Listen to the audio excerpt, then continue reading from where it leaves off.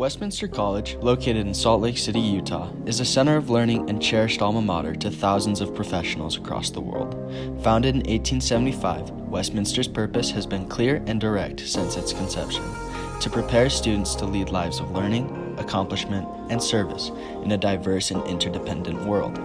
The Gore School of Business, located at the heart of campus, has seen its alumni go on to great and manifold heights throughout the global economy.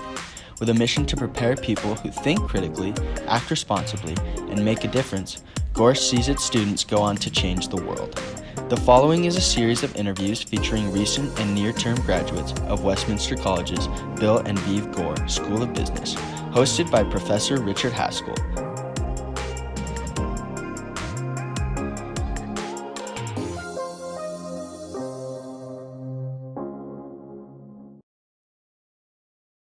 So we're here today with Patrick Tilley, and Patrick is a fairly recent graduate of the Gore School of Business and was a finance major.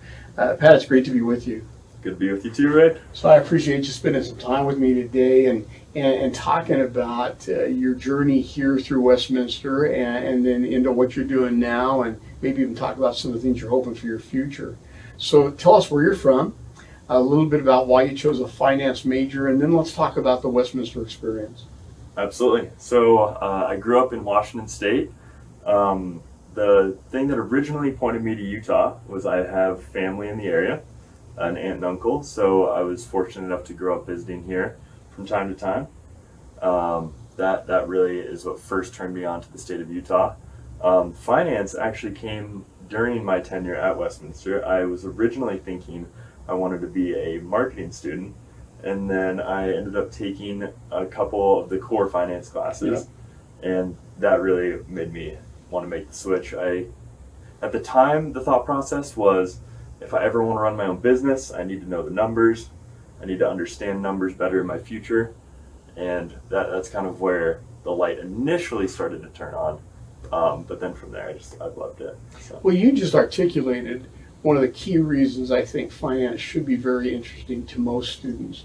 You know, our students tend to have the ability to double major, and many of them do without having to spend more time here and having to take more credit hours. So I love it when either an accounting or a marketing or an econ major double in finance, because it makes them more valuable. But it usually is because of that reason you just expressed. They want to be able to know what they know. They want to be able to be good at the core of their business. And I don't care what your business is, finances are at its core. That's all there is to it. There's no doubt. So what kind of business exposure did you have before your graduation? And then talk to us about where you've gone since. Okay, so prior to graduation, pretty limited. I've always worked in businesses. I've had a job since the summer after my 8th grade year, so I'm proud to say I've always collected a paycheck. That's unusual. Yeah. Good for you. Yeah, freshman year of high school. So I've worked in a bunch of different businesses, bike shops, orchards, stuff like that. But in terms of true business, the only real experience I had prior to graduating was a summer knocking doors. Doing door-to-door sales. What were you selling? I was selling pest control. Okay, that'll teach you some things. Taught me a ton. Primarily that I did not want to ever do that ever again. Okay, fair enough. And then on top of that, hard work, just the importance of that. And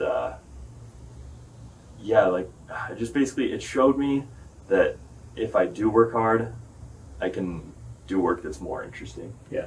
So, well, you're a smart guy, and I'm sure that you can assess an opportunity pretty effectively. Think about the time you spent here at Westminster. So you were here for 4 years. Only 3. Only 3. Yeah. Is that because you had a lot of credits coming in, or are you just that ambitious a guy? More on the credit side than the ambition side. You're ambitious. I had my AA when I graduated high school. Got it. So through one of these early college high school programs or concurrent enrollment, dual credit enrollment? Yeah, exactly. Good for you. So I only got 3 years, which ended up, at the end of it, it would have been nice to have more, but I was done with the major, so. There's no sense in prolonging something unnecessarily, right? Correct. So 3 years here. Looking back, what were the experiences that you would say that was my Westminster experience, or that was my transformative experience here at this college? There's a couple for sure. I would say in my first couple years, the biggest thing was being in a small classroom with teachers that cared. That made such a huge difference for me. It really got me to clue in more, and at the get-go, I was not a very ambitious student. But having professors that truly care in a small class size made all the difference. So you probably went through one of our Business 101 classes. I did. Who were your instructors there? It was you and Mike. That's what I thought. I thought I remembered you as an incoming student. So you know Mike Keene, and if you want to talk about a guy who honestly really cares about what happens to the student, not only when they're here but afterwards, he's got to be the poster guy for that. And clearly, I'm very interested in these things as well. That class is the gateway to the business school. Was it in that class that you made some of those decisions, or as a result of that class, or was it others that you took afterwards? That class was super important. Like you said, it's the intro. I think I opened my first Excel document in that class. Yeah. Okay. So it was really just the start from there. I want to say Finance 300 with Lauren LeRae. I loved. Yes. I think that was the big turning point where I was like, I definitely want to learn more about numbers, whether it be the investment side, like that class. I started talking to more people like, you need to take Finance 309, which I then took from you. And you got more numbers, didn't you? Plenty more. Yes. Yeah, and I loved that class. That was my favorite class in my time at Westminster, for sure. Well, you probably went on, and did you take anything from Rob Patterson or Matt Krause? I did. I took classes from Rob. I took a couple. International business comes to mind, and I know I took probably one other from maybe as your well. capstone even. And then also my capstone. Yeah, those were the two I took from Rob. So from all those experiences, what was the one that just turned your crank and said, that's the one I look back on? Funny enough, studying for one of your exams with some of my buddies, the first Finance 309 exam. So the math of value creation. I know the exam very well. I'm sure you do. So I remember just that really opened my mind a ton into how much you can learn if you actually sit down and think about it. And I think it was me and a couple buddies were in the library for a couple 5-hour sessions on back to back to back, and by the end of it we were all astounded at what we had learned. So well, one of the things I love about that class is exactly this. I get the chance to, from a very different perspective than you have, to see you guys coming in, and by then you're juniors, some of you are seniors, and you're pretty sure you know quite a bit, and you do, to be fair. But coming in and then being faced with the rigor of that course, but more importantly, seeing that by the end of it, things that frankly made you weak in the knees when you started it, by the end, you're all over them. And I love that. I think it helps you understand what you can accomplish intellectually. So, good for you. So, you graduated. And then what? So, I graduated in 2020. We unfortunately had the last of our classes together online. Oh, yeah. And just with all the classes I had. So that was a bit of a bummer. But I immediately started working at Fidelity. I got a Series 7 and 66 there. I was only there about 6 months, really. I was working from home with no option to go into an office, and I started looking. I knew I wanted to get into a smaller company. That was my main goal at the time. So I now have been working at Skullcandy for 1.5 years. I'm doing accounts receivable and credit there, and it's an interesting company because it's pretty small, so my days consist of a bunch of different things, which is fun. So that's where I'm currently at. So is that where you're going to be? Or is it a stepping stone? Or what's the trajectory look like? Or do you even know yet? That's a good question. There's a lot of unknowns, of course. Yeah. I would say the biggest thing is I want to keep learning. I want to keep doing more complex finance. right now I get to manage some accounting accruals, which is fun. I get to meet with some of the folks in our C-suite and then like some of the corporate controllers and have some really fun discussions there. So that's something I want to continue to grow on. That's the thing I enjoy most, I guess I would say, is getting to really get into the details and discuss numbers. So. Well, and through those, you learn a bunch of things, right? And in this case, it may be the quantitative reality of a company. But you and I were talking a little bit earlier, and we talked about some of the difference between knowing what we know and what we don't know. And we talked a little bit about how elusive truth, objective truth, seems to be in our society. What is it about that gets you going, or that causes you to really stop and ponder? Yeah, that's a great question. Truth is super fascinating. Quickly on like the finance side, it's sometimes hard to know what it is.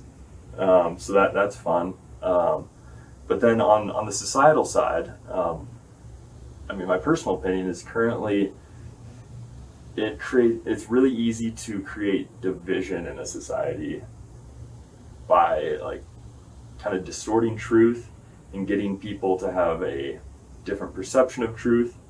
So that's something that I think just as a society I'd love to see us improve on is better standards for truth.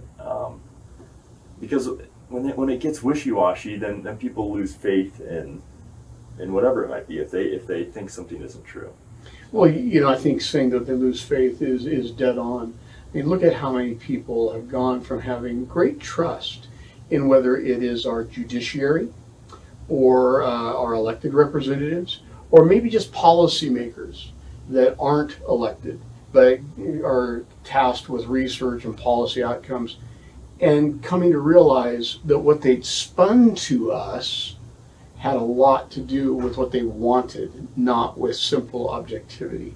And so now we're headed down this road when in fact we might have been headed down this one if we just had objective reason put in front of us. I'm fortunate to have been raised in the Walter Cronkite era. And he was, if you don't know the name, I don't. Okay, now I'm going to have to just take a moment that you don't know the name Walter Cronkite. Okay, so he was the quintessential news anchor in the 1960s and very, very early 1970s, in an era in which we expected objectivity out of our news. In fact, if we found that we didn't get objectivity, we punished it. People like Dan Rather came out of this, and these guys were all in the tradition of Edward R. Murrow from a generation before. Well, today, when we see untruth come about within the media, if it's an untruth that satisfied us, we sometimes applaud it. True. And how ignorant is that? It's ignorant and it's scary. Because Yeah. if it's on, whatever your belief is, if you're taking what's comfortable as the truth instead of what's actually true, just the down the line effects are scary. Well, and there are some things that are simply belief or faith based. I mean, theology being amongst the chief of them, right? For sure. And it's easy to say, okay, I can think this, I can believe this, I can even say that I know it, but what I really mean is I believe it at such a core level that it feels like a knowledge to me. But we all recognize that when it's that kind of thing, there is this range, right? And there can be lots of truths within a range. But there are some things around us that are either accurate or not. They are binary. And if we don't treat them as binary, then we start to really distort the whole landscape. This is something that's very concerning to me. Do you think social media has had a lot to do with this? Oh, it's got to be at the core. I think the part of it that's the most concerning is just how fast paced it is. Yes. So we read something, we move on. We read something, we move on. We're not trained then to have such a acute eye for it. Like, is this legit? Right. Or is it not?